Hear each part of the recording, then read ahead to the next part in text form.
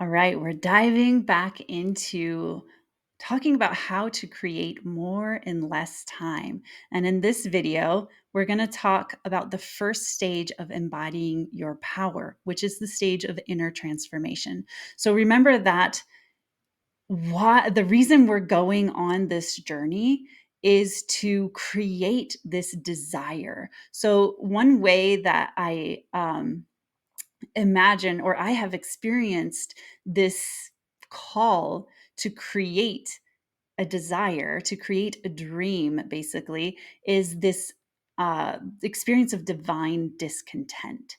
So it's like, you've created a lot in your life and you've just been at this stable level, but then you start to experience this sense of incongruence or this sense of frustration, just knowing that there's something more that your soul is calling for. And so this is the divine discontent. This is the basically your soul's calling for you to let go of the status quo of what you have created thus far and bring in the next level of beauty. So if this is something that you have experienced, or if you're like, or also like me, I just love going through these transformative processes and continually learning and growing as a human being and creating more and loving my life more. Really, like, that's another big thing, is really tapping into a deeper level of love.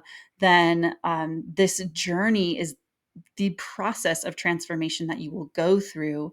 And this video is really giving you a map to understand what's going on and kind of normalize some things for you. So we talked about the fact that in order to create what you desire in less time, you need powerful innovation within powerful innovation within the confines of a decision. So a decision is that first cut, that first place where you bring structure into desire. And within that structure of the decision, within the confines of decision, is where innovation and creativity can occur. So we're going to look at the first of the three main pillars within this wheel, which is basically the first stage of the transformational journey to embody a deeper level of power. And within this, we have decision, which we've already talked a little bit about, and embodiment. And I want to just bring you back into the hub. This is desire. So as you're moving throughout the wheel, you are always moving through desire, continually tapping into what is the desire? What is it that I want? How do I want to do this? How do I want to feel? So you're always moving through desire throughout this process. So before making a decision, you need to decide to give yourself permission to dream and to give yourself permission to want. So for a long time, I lived in this story of questioning what I want, questioning, can I really have that? And it was this voice, this fatherly voice saying, you can't get what you want. This fatherly voice, looking at me with judgment of like, you want that and that and that. Aren't you grateful for what you have? Why do you want more? Right? But when I gave myself full permission to want and really connected with the spiritual process, the innate beauty of wanting, and that as humans, we are creators, we come to this world to create. And the thing that drives that creation is want, it is desire. So it's like our God-given right to want. That is who we are. So when you give yourself full permission to want that big, exciting dream, now we're talking and we can begin this transformative process. So one thing I want to, now let me go back for a sec. Yeah. Okay. So one thing I want to touch on here is in the circle of inner work. So there is this knowing in the business world that mindset is like, I don't know the percentage, 95%, and it's 5% skill. So your success in business is 95% mindset, which in my mind is not just mindset, it's also your whole body, mind, body, spirit, and 5% skill. So, yes. And in that world of mindset work, there are people who are talking about, I need to work on my worth. I want to get the next level of income. I want to double my income. So I need to work on receiving. I need to work on my worth. And I was in this place for a long time until suddenly I wasn't. And I want to connect you with this next level that working on your worth is a myth. You either have your worth or you don't, right? It's not this incremental increase of worth. When you fully give yourself permission to want, then you know that you are worth having that thing.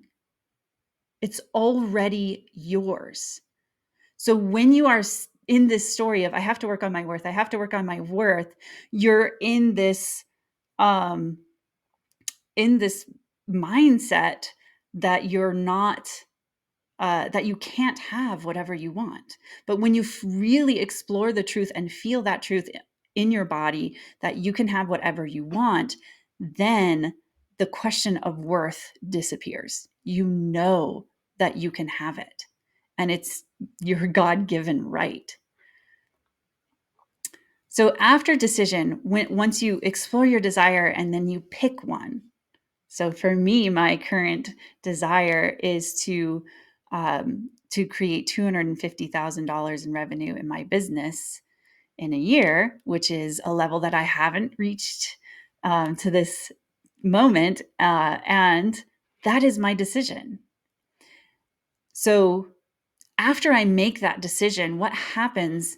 Two things happen. One is that inspiration strikes. Your intuition immediately starts to feed you with ideas of how this can work, the how, right? And what also can happen is that your ego starts to complain. So you may have the idea and then immediately start judging it. So that's the ego. It's complaining. What happens when you make a decision is that you basically have to shake shit up. You're shaking up your current stories of reality, and those stories live in your ego. Your ego is, the way I imagine it, is at your core, you have your truth, your spiritual self. And within this physical reality, we have our human body, and that in that human body lies our identity. And our identity is in my mind one and the same with the ego. It's like the manifestation. The identity is a manifestation of the ego. So in order for us to become the person who has the goal that we set, so you may have a huge audacious goal, and what will happen when you decide to create that goal is, one, you will immediately start receiving ideas of how you're going to create it, and two, you will begin to feel your ego fighting that, because your ego will have to die and change and metamorphose in order to create that new version of yourself who has the thing that you desire. So the ego stories, the ego is the constructed identity of yourself in this physical reality and is separate from your spiritual self. The ego stories that come up is with your decision is, one, we know that the ego craves the familiar, so anything different is scary. However, let's not hate the ego completely, because it is a mechanism of survival and it's kept us safe for so much of our life. And within the ego stories that come up, we see our shadow. So we see the parts of us that we've been trying to keep hidden, that we've been ashamed of or afraid of, which is a beautiful thing. So listening to the ego stories is a crucial component of this transformation. So I had this vision of my ego recently in this process of this most recent process of transformation as a knight. So it is this image of a knight who holds my identity, who knows who I am, and who protects me. And I recently did a ritual of surrender, and it was so beautiful because within that ritual, I had the image, the vision of the knight, my ego, sacrificing himself. So because I didn't fight with him or try to overpower my ego, and I said, let's surrender to this transformative process, he sacrificed himself for me. And now I am building the new identity of the person who has my dream. All right, let's move on to embodiment. So embodiment is a huge topic, and I'm just going to touch on it briefly here. But there's two things that I want you to be aware of. Is first of all, it's the felt sense, and it's the felt sense of both the ego stories. So this is where, when you make the decision, you will experience a lot of discomfort, emotional discomfort that arise from the stories of the ego, fear, judgment, all of these things will come up. And that is totally normal. So when we can start to relate to these ego stories from an observer point and not seeing that that's the truth of who we are, that's really where we begin to sink deeper into our power. So it's a necessary part of this process. So I imagine it as okay, I'm going on this journey. I make the decision and I throw myself into the fire, and it feels really scary at first. And there's a lot of uh, complaining, yelling, screaming of my ego as it slowly um, shifts and changes. And I begin to see the parts of it that need to be released in order for me to create the being and undergo that inner transformation, so I can create the being, the state of being of the person who has the thing I desire. Once I'm there, that's the next exciting step. So that's number two here, is you will embody and allow yourself to feel both the ego stories and release them, and then move yourself into the feeling, the felt sense of your desire, of your dream.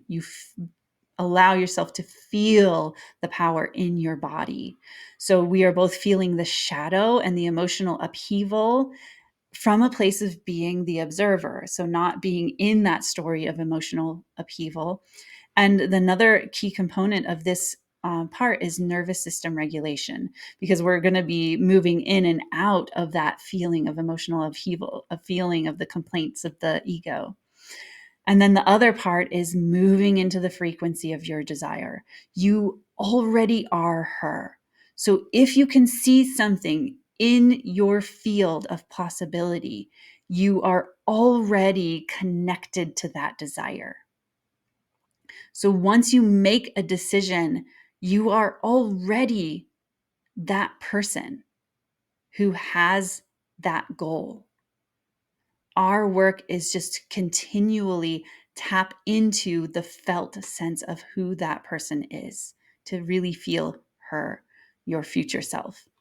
And the thing that we do, the way that we create embodiment, is through rituals, ceremonies, movement, somatic sensing, really these body-based activities.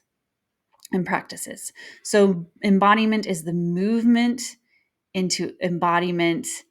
The thing that we need to know here is that it requires leadership. And that's where we're going next in stage 2, is the second stage of embodying your power. And in this stage, I call it inspired and innovative action. So this is where we are manifesting that inner transformation through our innovative action. So join me. If you're like, oh, heck yes, I want to know more, then I will see you in the next video. So we'll continue on to part 3, and I'll see you there.